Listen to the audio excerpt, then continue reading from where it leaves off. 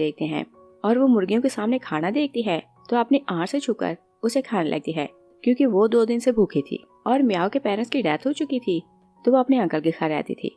तभी अंकल और आंट आते हैं तो आंट म्याओ को हिट करती है और बोलती है कि चिकन का खाना तुम क्यों खा रही हो। म्याओ बोलती है कि मैं 2 दिन से भूखी हूँ तो मुझे ये खाना दे। आंट बोलती है कि मुर्गी तो अंडे देती है मगर तुमसे हमें क्या मिलेगा। वो उसे हिट करती है तो बोलती है कि तुम तब तक भूखी रहोगी जब तक मार नहीं जाती। और उसका अंकल पास खड़ा था मगर वो अपनी वाइफ के सामने बेबस था तो वो उसे बचा नहीं पाता।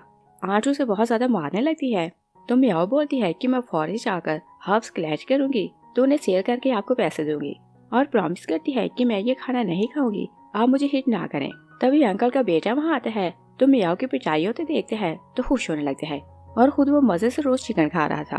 और जाओ को लग रहा था कि उसका हस्बैंड अपनी भतीजी को लेकर सिंपैथी दिखाएगा तो वो उसे कान से पकड़कर साइड पर ले जाती है और बोलती है कि अपनी भतीजी को घर से निकाल दो और ये तो हम पर बर्डन है। हस्बैंड उसे बोलते हैं कि ये मेरे भाई की इकलौती निशानी है तो ये मेरे साथ ही रहेगी। जाओ से बोलती है कि अगर ये यहाँ से नहीं जाएगी तो तुम इस घर से चले जाओ। हस्बैंड उसे बोलते हैं कि ओके, मेरा एक दूर का रिश्तेदार सिटी में रहता है तो मैं कल उसे उसके पास भेज दूंगा मगर तुम उसे घर से ना निकालना। और म्याओ छुपकर उनकी बातें सुन रही थी और अर्ली मॉर्निंग अभी सूरज नहीं निकला था तो वो घर से भाग जाती है और रोने लगती है कि मॉम डैड मुझे आपके पास आना है। और वो जानती थी कि उसकी मॉम और डैड की ग्रेव कहाँ है और ग्रेव क्योंकि बहुत दूर थी तो सूरज निकलने तक वो वहाँ पहुँच जाती है और फिर ग्रेव के सामने गिरती है तो रोने लगती है कि मेरे पास रहने को जगह नहीं, ना ही खाने को खाना मिलता है और बोलती है कि मुझे आपके पास बुलाएं। और उसे तेज फीवर हो रहा था तो बेहोश होकर गिर जाती है। उधर अंकल म्याओ के लिए खाना लाते हैं तो शॉक रह जाते हैं कि म्याओ वहाँ नहीं थी। वो शाउट करने लगते हैं तो उसकी वाइफ आती है और बोलती है कि तुम्हें क्या हुआ। वो उसे बताते हैं कि म्याओ घर से भाग गई और शायद उसने सुन लिया होगा कि मैं उसे यहाँ से भेजना चाहता हूँ। तो जाओ से बोलती है कि अच्छा हुआ कि वो खुद यहाँ से चली गई। हस्बैंड से बोलते हैं कि वो मेरे भाई की इकलौती बेटी है, अगर वो कहीं खो गई तो मैं अपने भाई को क्या बोलूंगा। तो जाओ से बोलती है कि तुम्हारे भाई की डेथ हो चुकी है और मरे हुए लोग जिंदा से आकर कुछ भी पूछ नहीं सकते। मगर हस्बैंड अपनी भतीजी को ढूंढने जाने लगते हैं तो जाओ से बोलती है कि अगर तुम उसे ढूंढने गए तो मेरे पास वापस ना आना। तो वो अपनी भतीजी को ढूंढने नहीं जाता। और फिर हम देखते हैं कि एक ओल्ड कपल इस विलेज से गुजर रहा था और ये लोग पुअर फार्मर हैं और किसी दूसरे विलेज से बिलोंग करते हैं। मिस्टर चिंग एक छोटी बच्ची को देखते हैं तो जाकर उसे चेक करने लगते हैं और उसका फोरहेड चेक करते हैं तो बोलते हैं कि इसे तो तेज फीवर है। वो उसे उठाकर अपनी वाइफ के पास लाते हैं तो उसकी वाइफ बच्ची को चेक करती है तो उसे साथ लगाती है। वो लोग उसे घर लाकर मेडिसिन देते हैं। जैसे ही म्याओ जागती है तो दोनों खुश होने लगते हैं मगर म्याओ दोनों को देखती है तो डरने लगती है और बोलती है कि तुम लोग कौन हो। और उसे लग रहा था कि किसी ने उसे किडनैप कर लिया।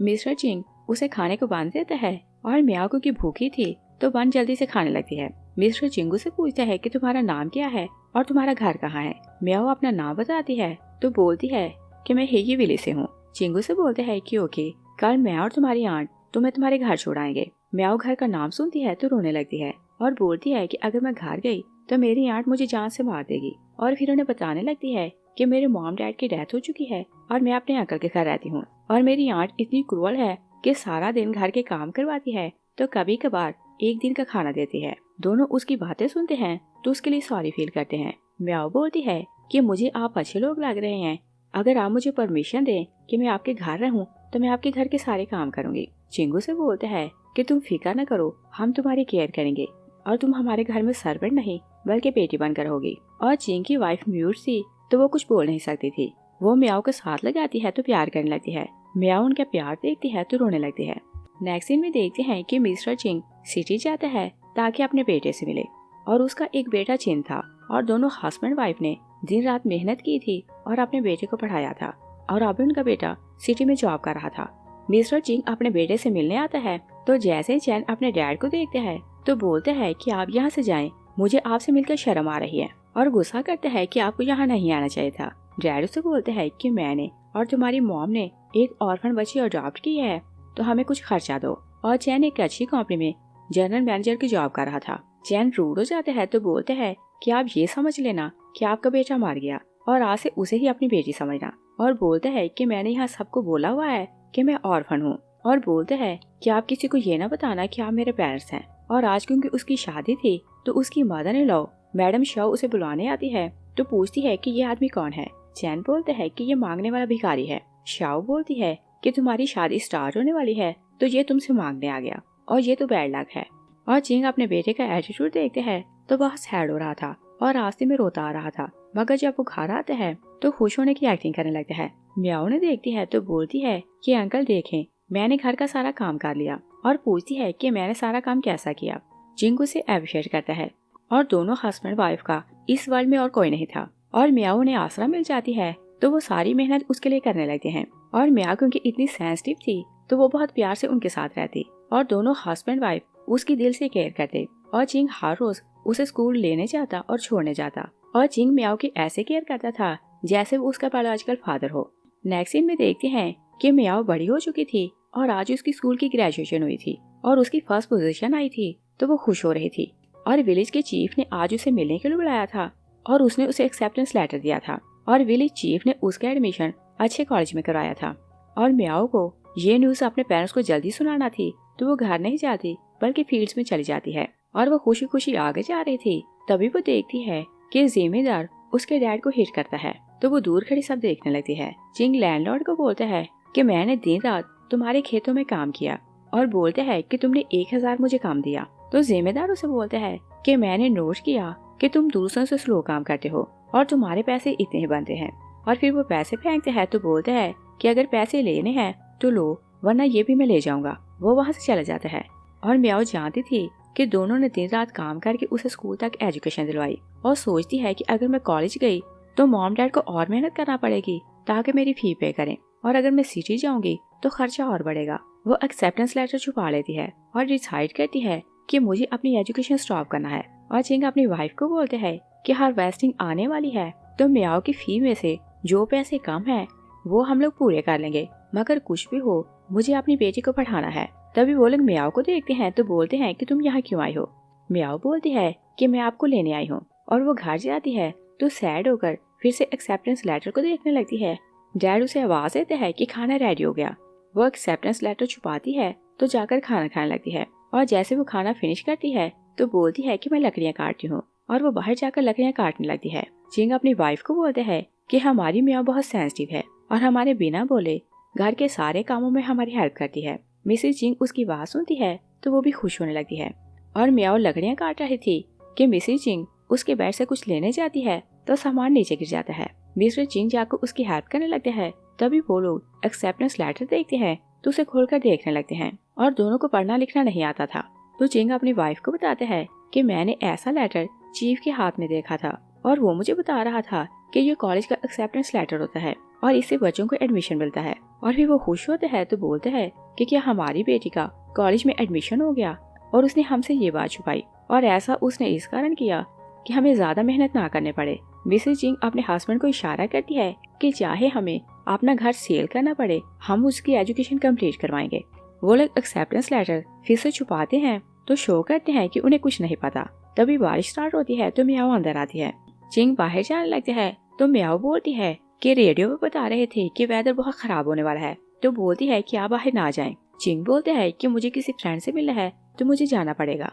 और चिंग को क्योंकि अपनी बेटी की फी के लिए पैसे जमा करने थे तो पहले वो फॉरेस्ट जाते हैं तो कुछ मशरूम और हर्ब्स तोड़ कर लाते हैं ताकि उन्हें सेल करके उसे पैसे मिले। और फिर वो जिम्मेदार के घर जाते हैं तो जिम्मेदार उसे इतनी बारिश में देखते हैं तो गुस्सा करने लगते हैं। चिंग बोलते हैं कि मुझे मेरा 1000 वापिस करो। जिम्मेदार उसे बोलते हैं कि तुम जाओ, मैं तुम्हें पैसे नहीं दूंगा। चिंग घुटनों पर बैठते हैं तो उसकी रिक्वेस्ट करने लगते हैं कि मेरी बेटी बहुत सेंसिटिव है और वो एजुकेशन कंप्लीट करना चाहती है तो उसकी फी के पैसे कम हैं, और बोलते हैं कि 1000 तुम्हारी तरफ बनते हैं तो मुझे वो दे दो, वरना मेरी बेटी का फ्यूचर खराब हो जाएगा। जिम्मेदार उसे बोलते हैं कि तुम मेरे पाँव पकड़ो तो मैं तुम्हें पैसे दे दूंगा। और चिंग उसके पाँव पकड़ते हैं तो जिम्मेदार उसे बोलते हैं कि ये 2000 लो, और बोलते हैं कि 1000 एक्स्ट्रा है मगर फिर यहाँ ना आना।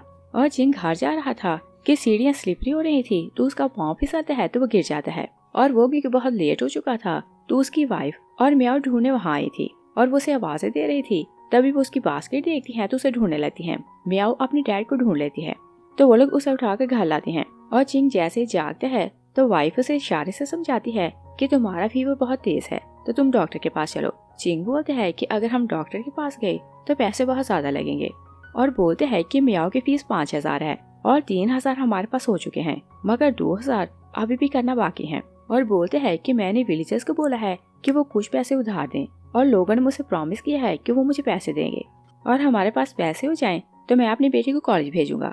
म्याओ आती है तो बोलती है कि डैड मैं आपकी केयर करना चाहती हूँ, मुझे कॉलेज नहीं जाना। चिंगू से डांटने लगता है मगर म्याओ किसी तरह उनकी बात नहीं मानती।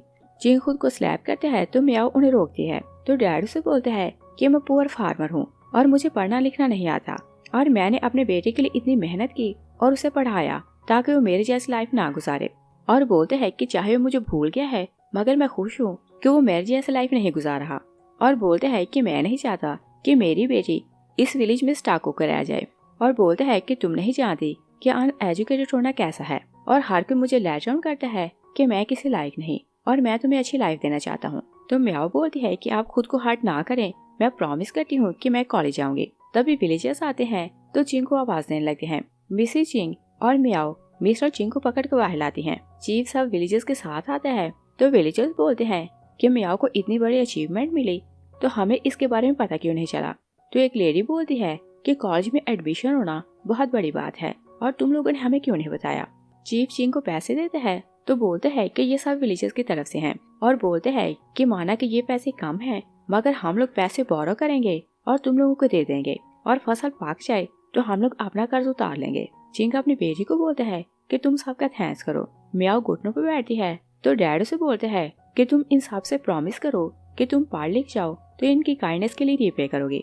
म्याओ सब विलेजर्स और पेरेंट्स का थैंक्स करती है तो रोने लगती है कि ये लोग उसके कुछ नहीं लगते मगर उसे इतना प्यार दे रहे हैं। तो वो सबसे प्रॉमिस करती है कि मैं पढ़ लिख जाऊं तो विलेज के लिए जो कुछ कर सके करूंगी। एक विलेज आंट म्याओ को उठाती है तो बोलती है कि तुम ऐसा ना करो, हम सब तुम्हारी फैमिली हैं। और म्याओ की फीस पे हो जाती है तो मॉम डैड उसे सी ऑफ करने आते हैं और म्याओ बस में बैठती है तो खुद से प्रॉमिस करती है कि मैं अपने पेरेंट्स को लेट डाउन नहीं करूंगी। और वो कॉलेज जाती है तो दिन रात स्टडी पर फोकस कर रही थी क्योंकि वो जानती थी कि उसका एम क्या है। और उसके पेरेंट्स दिन रात फील्ड्स में काम कर रहे थे। और जैसे हार्वेस्टिंग होती है तो मिस्टर चिंग उन सबको पैसे रिटर्न करने चाहते हैं जिनसे उसने उधार लिया था। और कुछ विलेजर्स उससे पैसे वापस नहीं लेते मगर कुछ पैसे ले लेते हैं। और म्याओ मेडिकल रिसर्च में टॉप करती है तो उसे एक प्रोजेक्ट के लिए अब्रॉड भेज दिया जाता है। मगर वहाँ जाने से पहले वो कॉन्ट्रैक्ट साइन करती है कि अगर वो नेक्स्ट जनरेशन की चिप डेवलप करे तो इसके बदले उसके विलेज को रेनोवेट किया जाएगा। नेक्स्ट सीन में वर्ल्ड की नंबर 1 कंपनी तियांजू कंपनी के हेड को देखते हैं और इसका नाम मिस्टर शैन है। मिस्टर शैन की असिस्टेंट आती है तो खुश होकर उसे बताती है कि म्याओ ने चिप डेवलप कर ली और बताती है कि उसे यंगर साइंटिस्ट का अवार्ड मिला है और वो वर्ल्ड में नंबर 1 रही। शैन उसकी बात सुनता है तो खुश हो जाता है। शैन और म्याओ एक दूसरे से मोहब्बत करते हैं और दोनों की नेचर भी एक जैसी है और दोनों ही एक दूसरे के साथ सिंसियर हैं। म्याओ आती है तो शैन उससे मिलकर बहुत खुश होता है। म्याओ से बोलती है कि मैंने तियांजू कंपनी के साथ कॉन्ट्रैक्ट साइन किया था कि जैसे ही मैं चिप डेवलप कर लूँ तो मेरे विलेज को रेनोवेट किया जाएगा। तो शैन उसे बोलता है कि तुम रिलैक्स हो जाओ और उसे बताता है कि मैंने तुम्हारे वापस आने से पहले अपनी टीम विलेज में भेज दी है और तुम्हारे विलेज को रेनोवेट किया जा रहा है। और साथ ही बताता है कि हमने क्योंकि विलेजेस के घर तोड़कर नए बनाने हैं तो हमने सबको पैसे दिए हैं ताकि जितना टाइम घर बने वो लोग टेंट के घर में रह सके। म्याओ उसकी बात सुनती है तो खुश हो जाती है और फिर वो बोलती है कि 6 साल से मैं मॉम डैड से मिलने नहीं गई तो मुझे उनसे मिलने जाना है। तो शैन से बोलते हैं कि तुम जाकर मॉम डैड से मिलो, किसी और बात की फिक्र ना करना और अगर कुछ प्रॉब्लम हो तो तुम मुझे कॉल करना। दूसरी साइड पर देखते हैं कि विलेज प्रोजेक्ट का हेड मिस्टर चिंग को बैंक कार्ड देते हैं तो बोलते हैं कि आपने हमारे साथ कोऑपरेशन की और आपने हमें परमिशन दी कि हम अपना प्रोजेक्ट कंप्लीट करें और ये उसकी कॉम्पनसेशन है। हेड वहाँ से चला जाता है तो मिस्टर चिंग अपनी वाइफ को बोलते हैं कि अब हमारे पास पैसे आ गए तो हम सिटी अपनी बेटी से मिलने जाते हैं और हमें तो पता नहीं कि वो 6 साल से कैसी है। और चिंग का बेटा चैन तियांजू कंपनी में मैनेजर था तो उसे सारी डिटेल्स का पता था और वो जानता था कि तियांजू कंपनी उनके विलेज को रेनोवेट कर रही है और इसके बदले वो उनको कॉम्पनसेशन दे रही है। तो वो अपनी मदर इन लॉ श्याओ और अपनी वाइफ यैन के साथ वहाँ आता है। चैन अपने डैड को बोलता है कि मैं आपसे मिलने आया हूँ तो डैड उसकी बात सुनकर खुश होने लगते हैं मगर उसकी वाइफ मुंह चढ़ा रही थी। श्याओ अपनी बेटी को इशारा करती है तो यैन उन दोनों को ग्रीट करती है। मिस्टर और मिसेस चिंग उन्हें अंदर लाते हैं तो उन्हें पानी देते हैं मगर वो लोग पानी नहीं पीते। श्याओ बोलती है कि आप जानते हैं कि आपका बेटा पुअर है और मैंने सालों इसकी केयर की तो अब टाइम आ गया है कि आप ही हमें रिपे करें। चैन अपने डैड को बोलता है कि आपका पोता मिडिल स्कूल में एडमिशन लेने वाला है, मगर उसकी फी कम है। तो बोलते हैं कि आप हमारी हेल्प करें। चिंग उसे बैंक कार्ड देते हैं तो बोलते हैं कि ये उसकी फी के लिए। येन उनसे कार्ड छीन लेती है और उसे स्कैन करती है तो बोलती है कि इस पे ½ मिलियन है, मगर हमें पता चला है कि आपको 1 मिलियन मिले हैं। चैन अपने डैड को बोलते हैं कि बताएं कि बाकी के पैसे कहाँ हैं, और मुझे पता है कि आपको 1 मिलियन मिले हैं। चिंग बोलते हैं कि ½ मिलियन मैंने मियाओ के लिए रखे हैं और वो तुम्हारी सिस्टर है, तो तुम दोनों बहन बहन के पैसे आधे आधे हैं। चैन अपने डैड को हिट करते हैं तो बोलते हैं कि मैं उसे अपनी सिस्टर नहीं मानता, और तीनों मिलकर कार्ड ढूंढने लगते हैं तो चैन को दूसरा कार्ड मिल जाता है।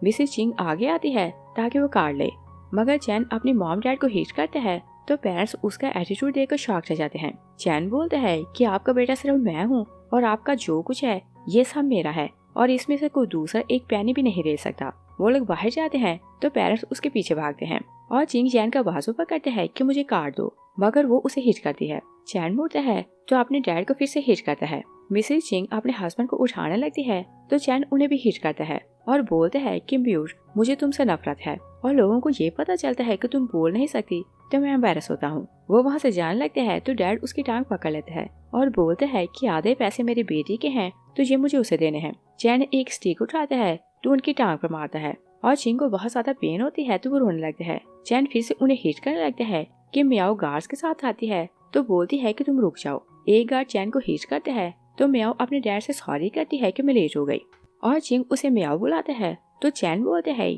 कि अच्छा तुम वो लड़की हो जिसे मेरे मॉम डैड ने पाला है, और फिर उसे बताता है कि तुम नहीं जानती कि मैं तियांजू कंपनी में मैनेजर हूँ और तियांजू कंपनी वर्ल्ड की नंबर 1 कंपनी बन गई है, और बोलते हैं कि मुझे फाइट करने का ना सोचना वरना ये फाइट तुम्हें महंगी पड़ेगी। मियाओ गार्ड्स को बोलती है कि डैड को हॉस्पिटल ले चलो। वो मिसेस और मिसेस चैन को उठाते हैं तो मियाओ चैन को बोलती है कि तियांजू कंपनी लगता है कि ब्लाइंड है और वो तुम जैसे लोगों को जॉब क्यों देती है, और फिर वो गार्ड्स को बोलती है कि मैं सारी रिस्पॉन्सिबिलिटी लेती हूँ, तुम लोग इसे टॉर्चर करो। गार्ड्स उसे बुरी तरह टॉर्चर करने लगते हैं और चैन की वाइफ और मदर इन लॉ देखती रहती हैं, मगर वो उसकी हेल्प के लिए आगे नहीं आती।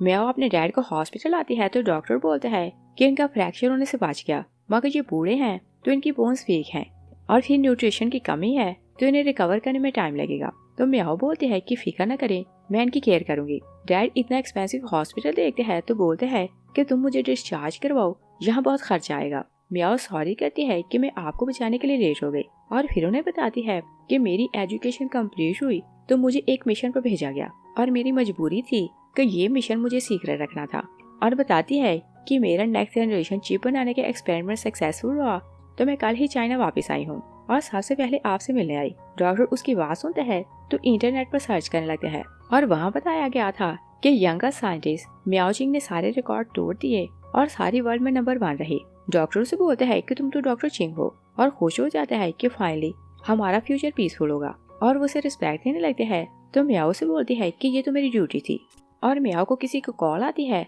तो वो बात करने के लिए बाहर चली जाती है। उधर चैन को हॉस्पिटल आ जाता है तो डॉक्टर बोलते हैं कि इनका ब्लड रेयर है और इनका बहुत ज्यादा ब्लड निकल गया तो हम इन्हें बचा नहीं सकते, और बोलते हैं कि अगर आप खुद से पांडा ब्लड का अरेंज करें तो हम लोग इन्हें बचा सकते हैं, वरना हम लोग कुछ नहीं कर सकते। वो चला जाता है तो शाओ बोलती है कि हम लोग क्या करें, और अगर ये मार गया तो तुम्हारा क्या होगा।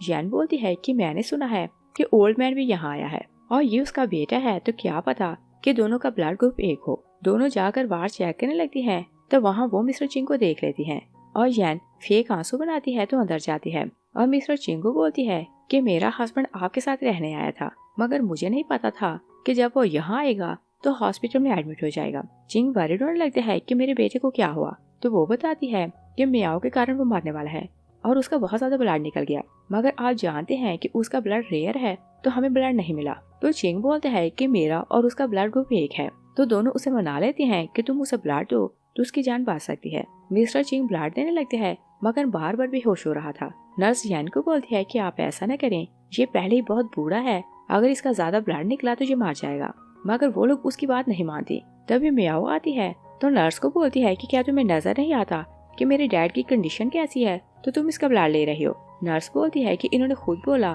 तो मैंने इनका ब्लड लिया। चिंग जागता है तो बोलते हैं कि मुझे अपने बेटे को बचाना है। मियाओ बोलती है कि डैड आप जानते हैं कि वो बहुत सेल्फिश है, तो आप उसे बचाना क्यों चाहते हैं। तो डैड बोलते हैं कि मैं मजबूर हूँ, वो मेरा बेटा है। मियाओ नीडल निकालती है तो बोलती है कि आप मेरे साथ चले, और वो मॉम डैड को अपने घर लाती है तो दोनों उसका घर देखकर खुश हो रहे थे। मॉम बोलती है कि हमें विलेज वापस आना है। म्याओ बोलती है कि आप यहाँ रहें और अपने फ्रेंड्स को बुलाएं और उन्हें डिनर करवाएं और सबको पता चलना चाहिए कि मेरे मॉम डैड मेरी लाइफ के सबसे इम्पोर्टेंट पर्सन है। और फिर उन्हें शैन के बारे में बताती है कि ये घर उसने दिलाया और बताती है कि हम दोनों एक दूसरे को लाइक करते हैं। जैसे ही शैन बिजनेस ट्रिप से वापस आएगा तो हम दोनों शादी करेंगे। दोनों उसकी बातें सुनते हैं तो खुश होने लगते हैं और दोनों प्यार से उसे हाक करते हैं। दूसरी साइड पर देखते हैं कि चैन रिकवर करता है तो बोलते हैं कि म्याओ ने मेरे साथ अच्छा नहीं किया और मुझे उसे बदला लेना है। तभी वो अपना फोन चेक करते हैं तो उसे पता चलता है कि त्रियांशु कंपनी ने विलेज वाली लैंड पर घर बनाने स्टार्ट कर दिए। तो चैन अपनी वाइफ को बोलता है कि वो लोग अपना प्रोजेक्ट कंप्लीट करना चाहते हैं, मगर मैं उनसे बोलूंगा कि अगर वो मुझे 20 मिलियन दे तो वो मेरे घर को रेनोवेट कर सकते हैं। शाओ से बोलती है कि तुम्हारे पास अथॉरिटी नहीं कि तुम कॉम्पनसेशन खुद दो, और वो तो कॉम्पनसेशन तुम्हारे डैड को देंगे और तुम्हारा डैड आधे पैसे म्याओ को देगा। चैन बोलता है कि चाहे कुछ भी हो सारे पैसे मैं लूंगा, और उसे क्योंकि अपने डैड का थंबप्रिंट चाहिए था तो वो अपने डैड को लेने जाता है। मॉम डैड घर का काम कर रहे थे तो चैन बोलता है कि क्या म्याओ आपसे घर के काम करवाती है। तो दोनों बोलते हैं कि नहीं, हम तो बोर हो रहे थे तो खुद ये काम कर रहे हैं। चैन बोलते हैं कि आपका पोता आपसे मिलना चाहता है तो आप मेरे साथ मेरे घर चलें, और दोनों को पोते से मिलने की खुशी थी तो उसके साथ चले जाते हैं। दोनों घर जाते हैं तो चैन अपने मॉम डैड को बोलता है आप शू कवर पहने तो अंदर जा सकते हैं। दोनों सैडो को याद करते हैं कि वो लोग म्याओ के घर गए थे तो बोलते हैं कि हम अंदर नहीं जाएंगे, हमारे शूज गंदे हैं तो फर्श गंदा होगा। म्याओ ने उन्हें बोला था कि आपके सामने फ्लोर की कोई भी वैल्यू नहीं, और वो ऐसे ही उसके घर में घुमा करते थे। चिंग सैड हो जाता है तो शू कवर पहन लेता है। तभी चैन का बेटा जाओ वहाँ आता है तो बोलते हैं कि क्या ये ग्रैंडमा और ग्रैंडपा हैं। तो चैन बोलते हैं कि नहीं, ये नैनी और सर्वेंट हैं, ये तुम्हारी केयर करेंगे। श्याओ जाओ को अंदर ले जाती है। चिंग सैड होता है तो बोलते हैं कि क्या हम लोग सर्वेंट हैं। चैन बोलते हैं कि आप सैड ना हो, और सडनली मैं अपने बेटे को ये नहीं बता सकता कि आप पुअर मेरे मॉम डैड हैं। मिसेस चिंग उनके लिए खाना बनाती है तो उन्हें खाना सर्व कर रही थी, और मिस्टर चिंग घर की साफ सफाई कर रहा था, और वो लोग अपना काम फिनिश करते हैं तो उनके साथ बैठने लगते हैं। जाओ बोलते हैं कि क्या सर्वेंट हमारे साथ बैठकर खाना खाएंगे। तो शाओ बोलती है कि नहीं, ये हमारे साथ नहीं बैठेंगे, और फिर इसे लेसन सिखाती है कि इन्हें देखो, ये आने